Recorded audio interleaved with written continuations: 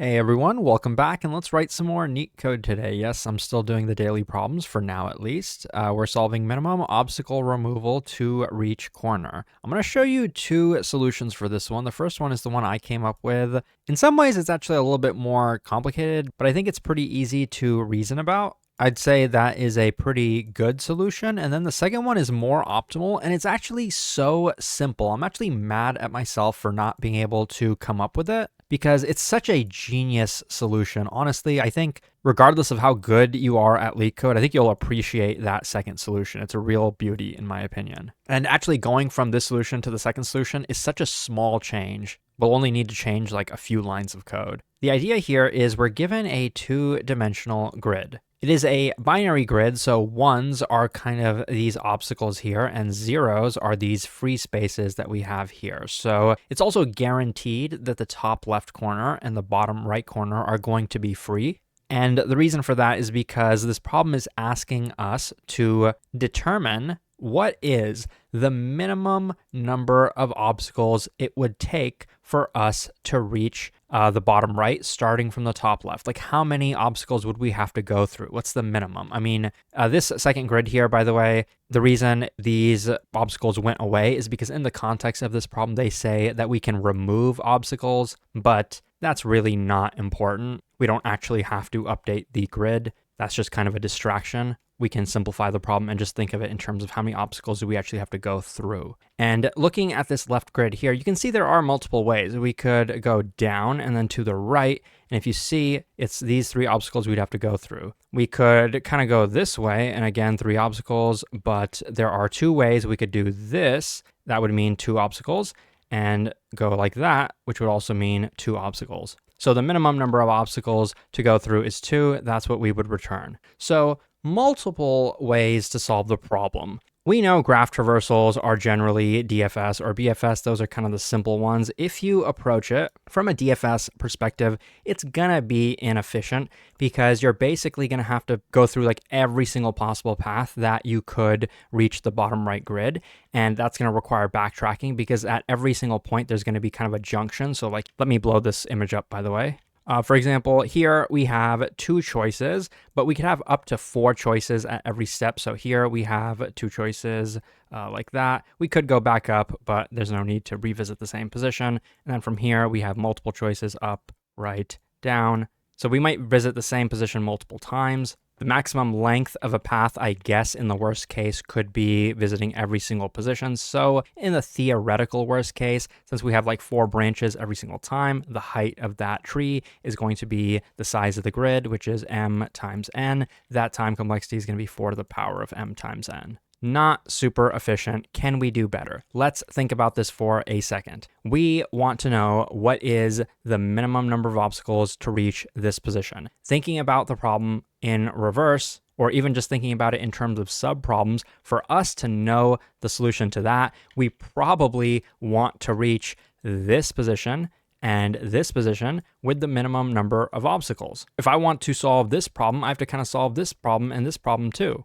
Well, I know the solution to this off the top of my head, just kind of by looking at it. It'll take at most, or the minimum would be 2 obstacles to reach this here. Looks like no matter which way you do it, you're going to have to go through 3 obstacles. So this would be 3. So of course, that's the minimum. But how can we take this idea and implement a code solution out of it? Because yes, I need to know the minimum of these 2, but to know the minimum obstacles to reach these 2, then I have to kind of know the previous cells as well. Okay, so now we're kind of realizing that what we want to do, really what we want to do for this grid is for every single position, figure out what is the minimum number of obstacles to reach that position. So I'm still not sure. Do I want to do a DFS? Do I want to do a BFS? Do I want to use some kind of greedy algorithm? I don't know. I'm not going to try to force any of these algorithms into the solution. I'm going to let the problem and the observations I make about the problem guide me to which one of these I want to use. So let's continue to think about this for a second.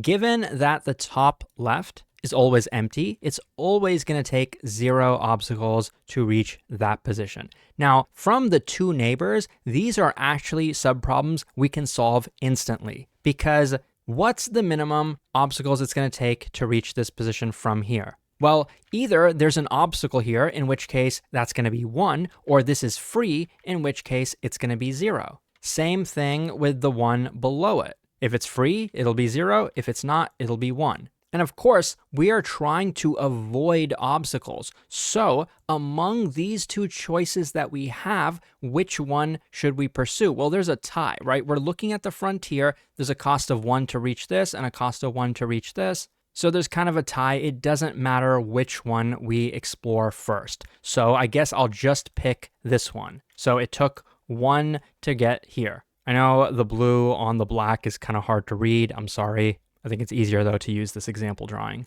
So now I'm here, and now I'm going to look at my neighbors from here. I'm looking down. I'm looking to the right. Well, how many obstacles is it going to take to reach this guy? I'm not visiting this guy yet. I'm just asking the question. How many obstacles? Well, it took me 1 obstacle to reach this, and there's already an obstacle here as well. So that's going to be 1 plus 1, which is going to get me here. You might be seeing what algorithm this reminds you of, and if you do, you can probably just jump into the solution and code it up at this point. But for the beginners, I will continue going through this example. So this is going to take 2. I haven't visited it yet. This is also going to take 2. I haven't visited it yet. But remember, I still have a path down here I haven't explored yet. This one is 1. So now among these 3, this one is 2, 2, and 1. Which one do I pick? The one that has the minimum obstacles to get there, because I don't know necessarily, maybe the path down here, maybe there aren't obstacles down here. Maybe by just visiting this obstacle, I can find a way to reach the bottom right after only going through 1 obstacle, because these other 2 paths over here are going to require at least 2 obstacles. So I'm trying to be greedy. Do you know of any greedy graph algorithms that can help you with this? Well, even if you don't, you can probably determine the solution to this, because now you realize we're trying to determine the minimum of the frontier. Which data structure do you know can help us efficiently find the minimum? A priority queue or a min heap? Just continuing to go through this example, these are the cells we visited. Now it looks like our frontier, there's a 2 here, a 2 here, and a 2 here. So it really doesn't matter which one we pick. I'm actually going to pick this one because it's not the one that's going to lead us to the solution. And I'm going to show you that this algorithm is still going to work. So I pick this one. Now my frontier is over here. This is 3, this is 2, and this is 2. So among these 3, which one do I pick? The one that's the minimum. Well, there's a tie between these 2, so it doesn't matter. I'm going to pick this one over here. And now my frontier is 3, 2, and 2 over there. Which one of these is the minimum? The tie between these 2, it doesn't matter. I guess let's pick the one up here. So I visited that one too. So far I know that the min cost to reach all of these cells has been determined. 0, 1, 2, 1, 2, 2. Now my frontier looks like this. This is the 3. There's a 2 over here. Among these 2, which do I pick? The minimum. So it took 2 obstacles to reach this position. Now my frontier is this and this. The minimum is 2. So now I visited this position. I reached the target. I could continue going if I really wanted to know the minimum obstacles to reach this position over here, but we could probably stop the algorithm at this point because we already determined the minimum for this position. This is a greedy algorithm. It is a variation of Dijkstra's algorithm, except we are not computing the length of a path. We're computing the obstacles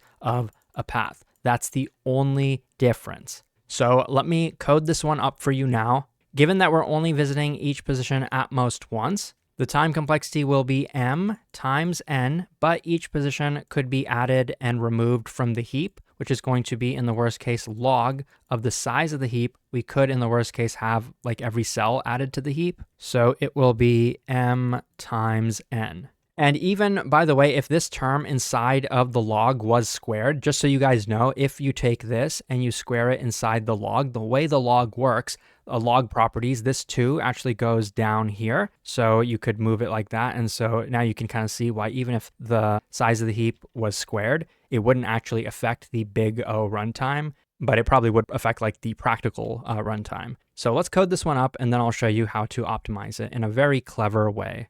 So first, I like to get the number of rows and the number of columns and just put them into variables. So let's get the length of the grid, and then let's get the length of a row within the grid. And then what I'm going to do is initialize my min heap like this. I'm going to have a tuple inside of it because for each position, what we want to use as the priority is the number of obstacles it took to reach that position, but we also want to know the position itself. So I'm going to add a tuple where the obstacles go first. That will be used as the priority, and then the position will go after. So the first cell we want to add is the top left. It takes us 0 obstacles to reach that position, and the coordinates are 0, 0. And I don't want to visit multiple cells, or rather the same cell multiple times. So I'm going to have a hash set to basically prevent that. And I will initialize that hash set with a single tuple, which is 0, 0. What I'm doing here is creating a hash set, passing in an array that just has one tuple inside of it.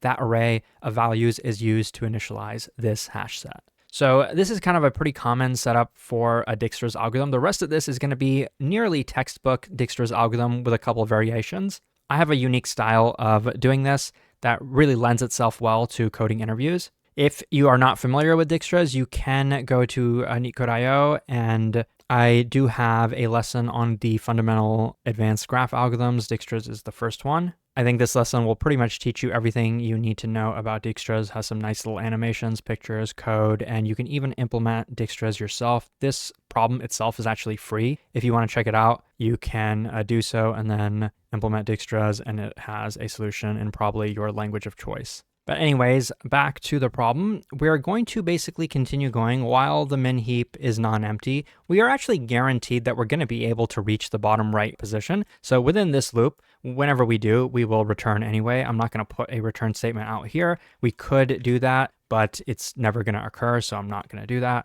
Within the loop, it's pretty textbook. You take the heap and you pop from it. So min heap, pop from it, and we will get 3 values. We'll get a tuple, and we'll unpack that tuple in line. This is why I like to have comments for what we're actually storing, because it makes it pretty easy to reason about. And now we have this. Before we go any further, before we even ask what are the neighbors of this cell, let's just check if we've reached the target.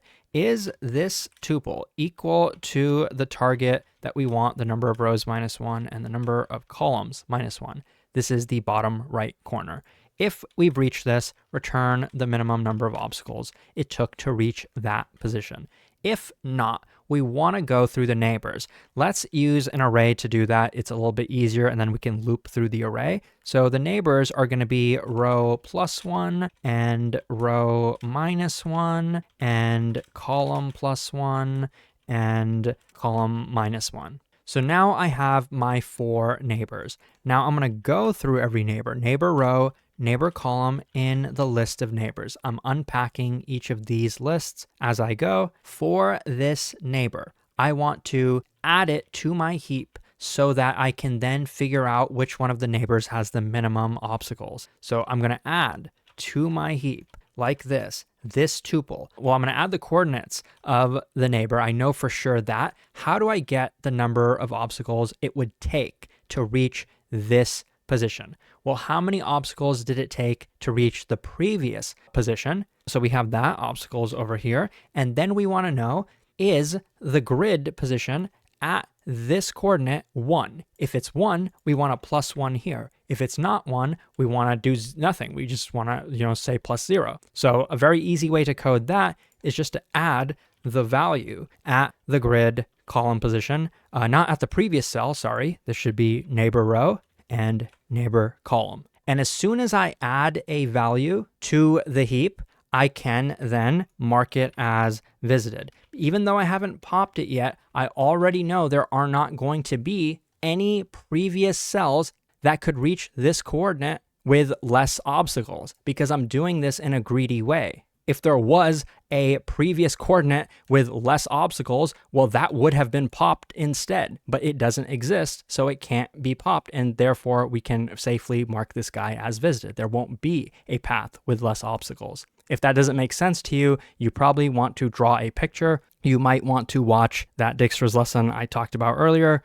or you might want to do some self-studying. That's the whole kind of point of greedy algorithms. Usually they can be explained with a simple proof by contradiction. That's kind of what I was getting at when I explained that a second ago. There's one other thing here. The whole point of marking a position as visited is we don't want to add it to the heap multiple times. Well, this isn't going to guarantee that. We're not really using visit anywhere. This is where we want to use it. If this neighbor row, neighbor column is already in visit, we can continue. We will not execute these 2 lines of code. But there's actually one other edge case. We're going in 4 directions. One of these directions, or maybe multiple of them, might take us out of bounds. If that's the case, we also do not want to get an index out of bounds error over here. So let's add some code if that's the case, or if the neighbor row is less than 0 or neighbor column is less than 0. Whoops, I should add an or here and change this to a 0. Or the neighbor column is too big, meaning it would be equal to the number of columns.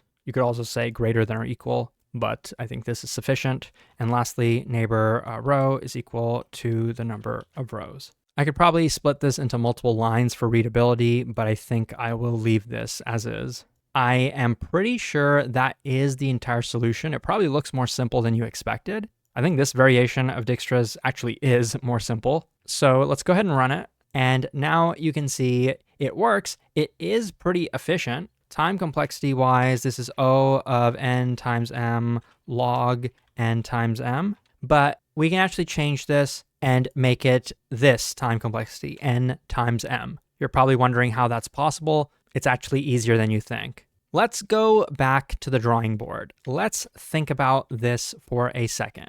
There is an algorithm that theoretically can find the shortest path in O of n times m time. But usually there is a reason we don't do that algorithm. It's called BFS. And usually for shortest paths with edges that have weights, we have to go with Dijkstra's algorithm, which is less efficient. And sometimes if you have negative weights, you even have to go to a less efficient algorithm, Bellman-Ford, but we're not going to discuss that. But why can't we use BFS in this problem? Well, let's actually think about this grid over here. Ignore the one to the left of it. Consider this grid. We have this guy. With regular BFS, we'd have a queue. And to that queue, we'd add the neighbors. We would add this guy and this guy. We'd say this guy takes 0 obstacles to reach here, and we'd say this guy takes 1 obstacle. And so then we would just go through these in the order that we removed them. Like in my queue, I'd have 0, and I'd have the coordinates of that as well, but I'm just kind of simplifying it with just the number of obstacles. And I'd have